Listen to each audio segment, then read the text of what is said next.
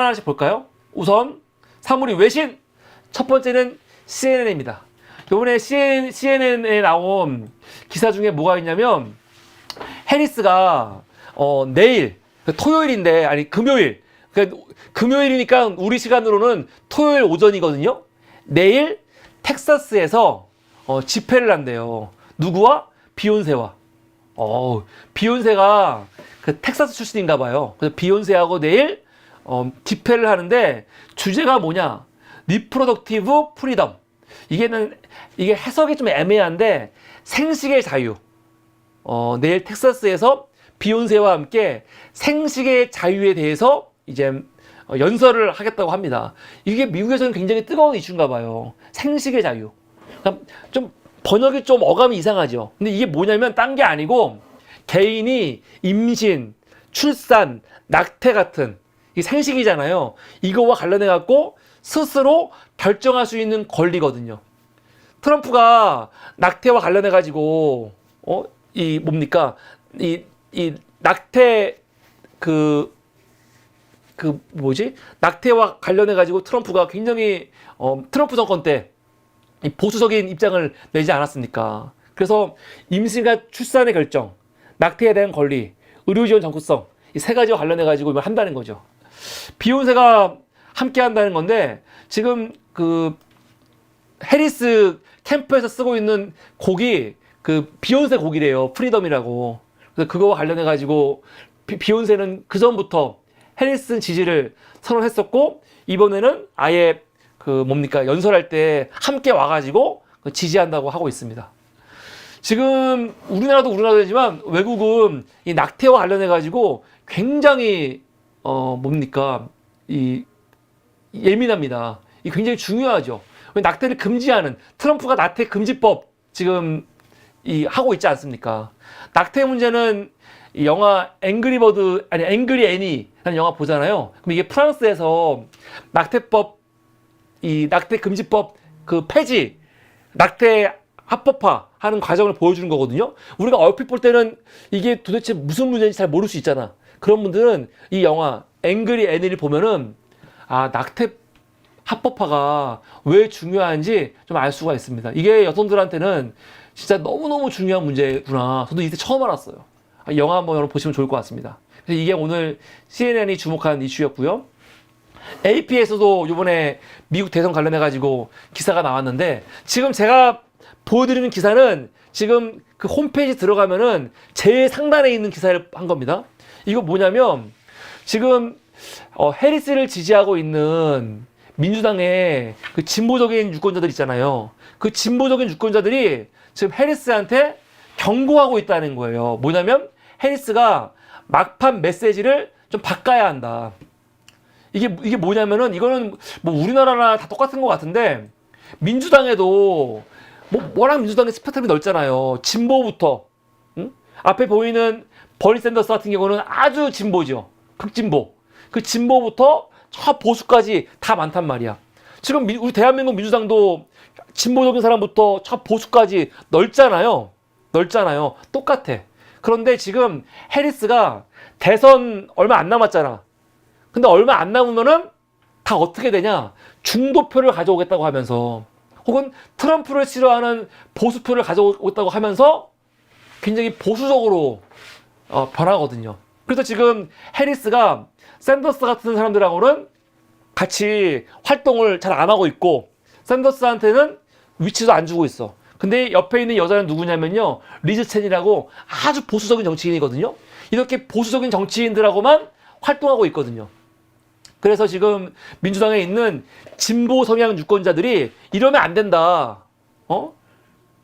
예를 들어서 지금 그 경제 문제에 있어갖고 어떻게 진보적인 그런 어젠다를 가지고 뭘 할 건지를 똑바로 얘기하라 하면서 지금 민주당 안에 있는 진보 유권자들이 해리스한테 이 막판에 가갖고 지금 이 메시지 변경하라 그런 요구를 하고 있습니다.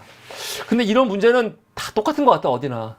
이재명 대표도 최근에 금투세라든가 종부세라든가 사실은 그 전통적으로 이재명을 지지했던 그 진보적인 지지자들한테 좀 충격적인 모습을 보였거든요. 근데 이거 왜 그런 겁니까? 이거 왜 그런 거냐면 요번에 이재명 대표가 윤석열한테 27만 표를 진 거 아니야. 27만 표. 그러면 진짜로 박빙이었는데 그러다 보니까 정말 이 중도라는 사람들 혹은 윤석열 싫어하는 보수들, 윤석열은 싫지만 민주당은 찍지 않은 보수들 있잖아. 그런 사람들을 안기 위해서 계속 보수화 되는 거지. 그래서 이것 때문에 지금 뭐 여러 가지 당 안에서 지지자 안에서도 서로 고민이 많고 다툼이 있는데 이런 거는 미국이나 한국이나 똑같다. 지금 미국 해리스도 지금 그런 문제에 직면해 있다라는 게 AP통신 그 기사입니다. 다음 BBC인데요. 야, BBC 이거 보고 놀랬어요. 이것도. 야, 똑같구나. 아시아나 유럽이나 똑같아. 지금 일본 새끼들 어떻게 하고 있습니까? 야스쿠니 참배하고 있고 예전에 지들이 그 전쟁 범죄자 일 때 모습 그대로 지금 하고 있잖아요. 그대로 보이고 있잖아요. 지금. 근데 지금 유럽도 똑같다는 거죠. 특히 이탈리아. 이게 어떤 기사냐면요. 지금 이탈리아 정부가 엘 알라바인 전투 군인 추모 발언 했다는 거예요. 그래서 지금 파시즘 논란이 다시 올라왔다는 거거든요. 이게 무슨 말이냐면 이 앞에 보면은 엘라베인 전투라고 이거는 2차 대전 때 이탈리아 군인들이 상당수 수천 명이 죽고 포로로 잡힌 전쟁이거든요.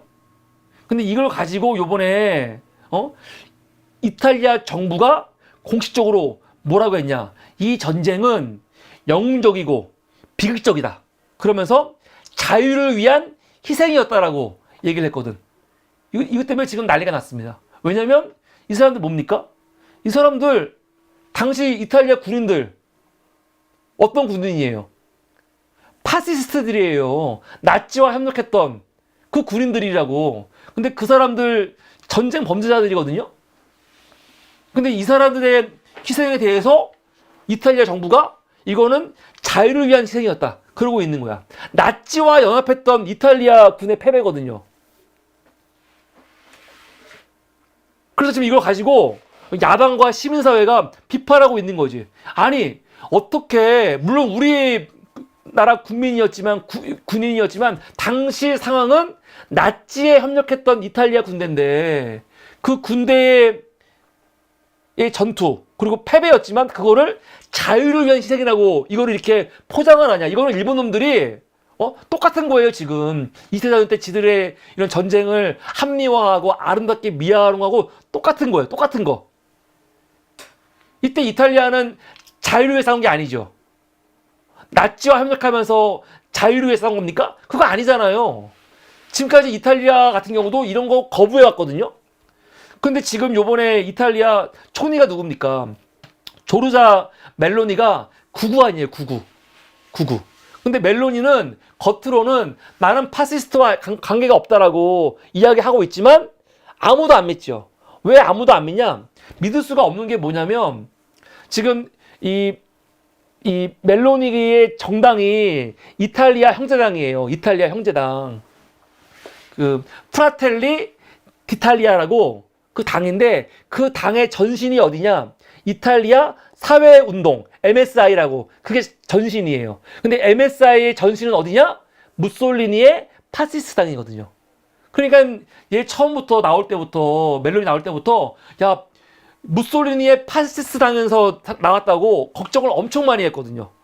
심지어 지금 그 멜로니가 포함되어 있는 프라텔디 디탈리아의 이 로고 있죠. 이 로고가 그 앞에 있었던 신파시스트 당이었던 이 MSI의 로고하고 똑같아요. 이것 때문에 말이 많거든요. 자기들은 파시스트 아니라고 해. 우리 파시스트 아니야 라고 하는데 이 파시스트 당의 로고를 그대로 쓰고 있거든요. 그래서 로고 왜 쓰냐 바꾸라는데 안 바꿔.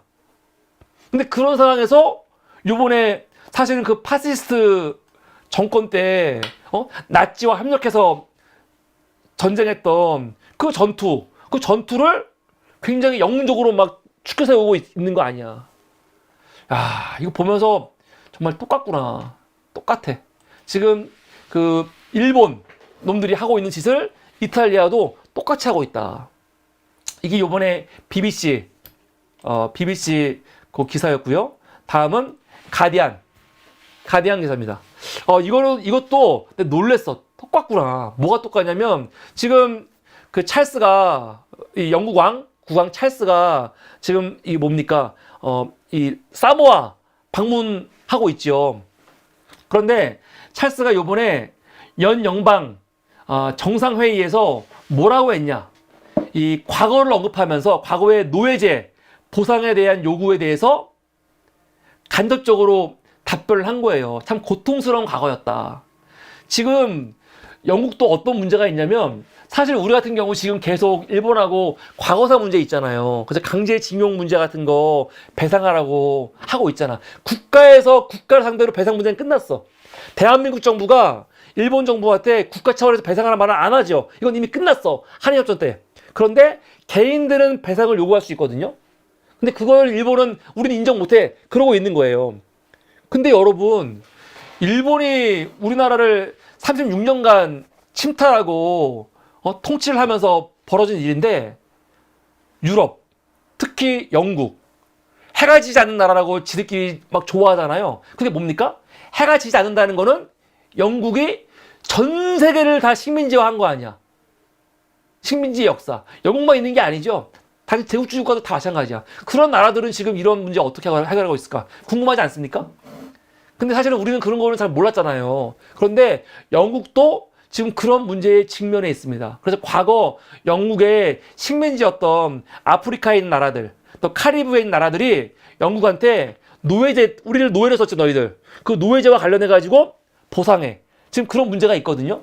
근데 그런 거에 대해서 요번에 이 찰스가 한마디 한 거예요. 참 고통스러운 과거였다. 근데 그렇게만 말하고 어떻게 할지에 대해서 정확한 입장이 없죠. 지금 영국 집권당이 어딥니까? 노동당이에요. 진보당이야. 그런데 그 노동당도 공식 입장은 뭡니까? 우리가 돈으로 배상을 못한다. 이게 지금 영국의 공식 입장이죠. 영국 노동당 지금 총리가 키어 스타머 아닙니까? 근데 노동당에서도 뭐라고 하냐면 돈으로 보상하는 건 우리가 할 수 없어.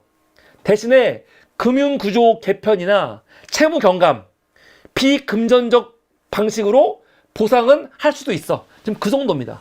그래서 지금 보고 있으면 지금 영국도 본인들이 과거에 식민지에서 노예 제도 했던 그런 주들이, 그 나라들이 보상하라고 하는 그런 문제가 지금 똑같이 벌어지고 있어요. 근데 아직 영국이 이거에 대해서는 정확한 이 영국 왕도 대답을 그냥 회피하고 있는 뭐 그런 모습인 거죠. 이게 오늘 가디안 이 제 1단에 나왔고요. 다음은요. 내가 이걸 안 갖고 왔네. 이게 아마 로이터. 아마 로이터 거예요. 제가 이걸 깜빡 안 가져왔어. 이건 아마 로이터에서 제가 오늘 가져온 건데 뭐냐? 요번에 푸틴이 브릭스를 통해 가지고 자기 존재감을 엄청 과시하고 있죠. 존재감을. 서방 국가가 미국과 지금 유럽이 나를 지금 왕따시키고 있고 심지어 ICC인가? 그 국제 재판소에서 이 푸틴을 전쟁 범죄자로 지금 기소했잖아요. 그래서 푸틴이 다른 나라 못 가요. 다른 나라 갔다가는 잡혀간다니까요. 그래서 지난번 그 브릭스 때는 참여를 안 했어. 근데 이번에는 러시아에서 하는 거 아닙니까? 그러면서 지금 뭐 중국, 인도, 브라질 다 왔잖아요. 그런데 이번에 누가 왔냐면 유엔 사무총장 안토니오 구테우스가 왔어요. 그래서 이 안토니오 구테우스가 푸틴하고 악수를 했죠. 유엔에서. 근데 유엔 총장이 푸틴을 만나면 안 될 것 같잖아요, 사실요. 전쟁 범죄자인데. 근데 만나갖고 악수를 했어요. 근데 이것 때문에 누가 열받았냐면 금년 2월 달에 감옥에서 옥사한 이 나발리 있죠. 나발리의 부인도 엄청난 활동가거든요. 나발리의 부인이 열받았어요. 그래갖고 사무총장을 비난하고 있는 그 기사거든요. 요 앞에 보이는 사람이 나발리죠. 나발리는 금년 2월 달에 옥사한 러시아의 대표적인 반체제 인사예요. 이 대단한 사람이에요, 나발리가. 이때 이 사진은 지난 2020년 11월 달에 또 다른 반체제 인사였던 보리스 nem초프라고 있는데 그 사람의 죽음에 대해서 추모하는 시위를 하는 거였거든요. 푸틴이 무서운 이유가 뭐냐면 이 새끼는 다 죽여요. 푸틴은. 제가 나중에 푸틴이 암살하고 죽인 사람들 시리즈만 한번 좀 모아가지고 방송해도 재밌을 것 같아. 재밌다고 하면 좀 이상한데, 왜냐면 푸틴이 무서운 이유가 뭐냐면 이 새끼는요, 자기 정적이 있죠. 그러면 눈치도 안 봐. 눈치도 안 보고요, 다 죽여요. 다 죽여. 진짜로 다 죽여. 왜냐면 죽이면 제일 확실하거든요. 괜히 후한이 나중에 저 사람 괜히 놨다가 문제 생기면은 될 것 같잖아. 그러면 다 죽이는 거야. 그냥 다 죽여. 진짜 포악한 새끼예요. 나는 윤석열도 거의 푸틴과 같은 스타일인 것 같아. 난 그렇게 생각해요. 솔직히 말해서. 근데 푸틴이 진짜 나쁜 놈이에요. 무식하고. 다 죽여. 그래서 사실은 나발리 같은 경우는 국제사회에서 보는 눈도 많았거든요. 근데 그냥 죽여버리잖아. 물론 지금 저번에 어떤 언론 보니까 나발리는 푸틴이 죽인 게 아니다. 뭐 그런 말 나오는데 그건 모르는 거죠. 근데 이 나발리의 부인이 누구냐면 나발라야거든요. 나발라야가 현재로서는 러시아에서 반푸틴 세력의 가장 강한 그런 비판가 중에 한 명인데 나발라야가 이번에 비판을 한 거죠. 어떻게 유엔 사무총장이 이런 푸틴을 만나가지고 이렇게 악수할 수 있냐 하면서 지금 아주 맹비난하고 있는 겁니다. 그런데 사실은 이 사무총장이 만나갖고 그냥 뭐 푸틴 반가워만 한 건 아니고 푸틴한테 얘기를 했어요. 뭐라고 얘기하냐면 러시아의 우크라이나 침공이 유엔 현장과 국제법을 위반하고 있다라고 이야기는 했어. 공정한 평화를 촉구한다. 뭐 그런 말을 했거든요. 근데 뭐 이런 말 했으니까 문제가 없는 건지 저도 이거는 좀 의외예요. 만나갖고. 그래서 이것 때문에 지금 굉장히 러시아의 이런 운동가들은 굉장히 분노하고 비판하고 있다. 그런 기사가 로이터에 나왔고요. 아까 이게 로이터가 아니네? 이게 로이터네? 그럼 아까 거 뭐지? 잘 모르겠다.